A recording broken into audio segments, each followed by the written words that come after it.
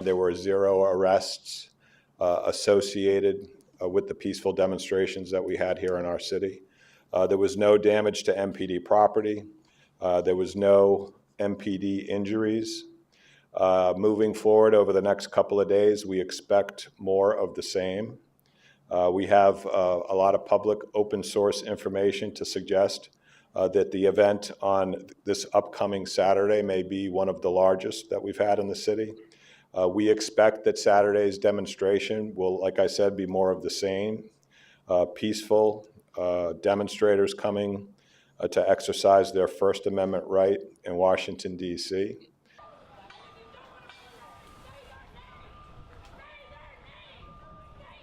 But I think beginning yesterday, we saw their line push out from Lafayette Park, which they can argue is part of the federal complex that they should police, in which we agree with, that they should police around the federal park. When they pushed out onto a DC street, that is too far.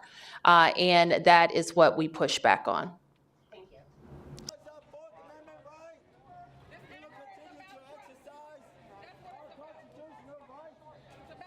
I'm also concerned that some of the hardening that they're doing may be not just temporary.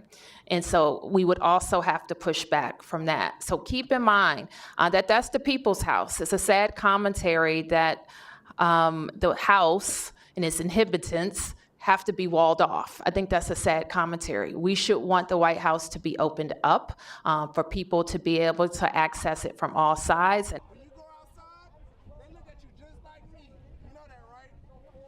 Obviously, the very first thing is we want the military, we want troops from out of state out of Washington, D.C.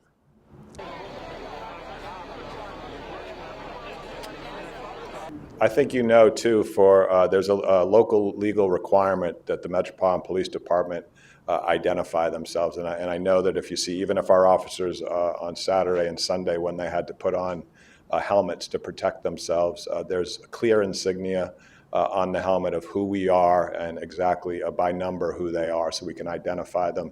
And I think in any follow-up after action that we do with our federal partners, that would be a big ask of us, that any resources that they bring in the District of Columbia can be clearly identifiable as to who they are.